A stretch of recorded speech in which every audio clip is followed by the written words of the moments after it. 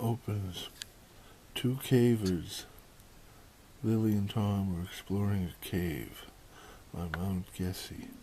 And as they were descending the face of an extinct waterfall inside the cave, a large section of it collapsed and fell away, revealing a smaller cave that they then entered and discovered the entrance to a man-made structure. They talked about returning to the surface and reporting their findings, when suddenly the surface they were standing upon gave way under them. Tom was able to save himself, but Lilly, she fell into the opening, landing hard on the rocks below. Tom was in a panic and quickly lowered himself down to Lilly. "Tom," said Lilly, "I can't feel my legs." "Lilly," said Tom as he took something from his backpack, "we've trained for this.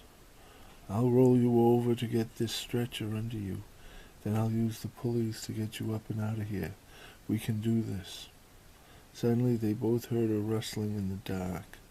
When Tom woke up, he was alone in a white room. He walked up to the panel that looked like it could be a door. Suddenly Lily's face appeared on the door. "Tom," she said, "we are on a spaceship." "A what?" said Tom. "The androids that found us have been here a very long time," said Lilly. "They could see that I was broken, but they did not know how to fix me.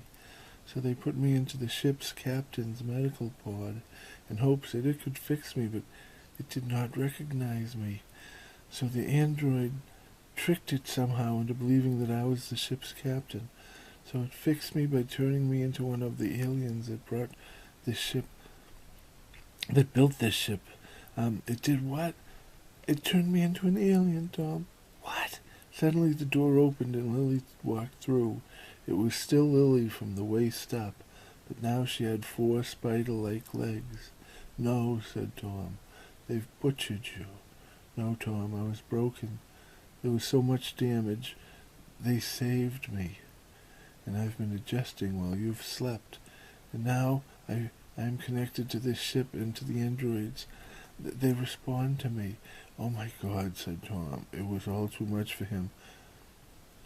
So Lilly said, "You have to stay in this room because those tiny machines scurrying around would see you as an alien body, and they would group together to form a ball around you and cast you out of the ship's airlock into space." "Into space?" said Tom. "Oh my God, Lilly, do you mean that we're in space?" "No, I don't," said Lilly. "We're still trapped in the rock underground. Now, Tom, the androids want to go home. They've been here a very long time, and I've agreed to captain their ship for them and help them to get home." "Fine," said Tom. "Just let me go.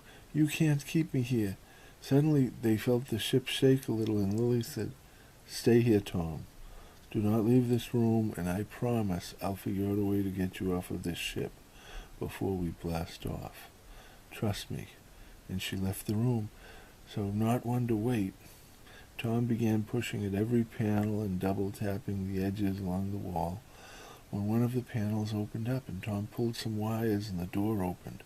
Then he ran into the hall and the small machines grouped together, forming a ball around him and rolling him down the hall and into and out of an airlock. But as he fell out of the ship, the ball stayed connected to the ship, and Tom fell out of it and plummeted hundreds of feet to the rocks below. He heard his legs snapped as he hit the rocks and passed out from the pain. When he woke up, he was back on the ship, and Lilly was sitting on the bed beside him. "Oh, Tom," said Lilly, "there was a lot of damage to your body from the fall, but the ship was able to fix you." "No," said Tom, "no." The medical pod relaxed Tom, and he fell back into a deep sleep. Lilly knew Tom didn't need to experience the ship freeing itself from the rocks and returning to space, so she let him sleep.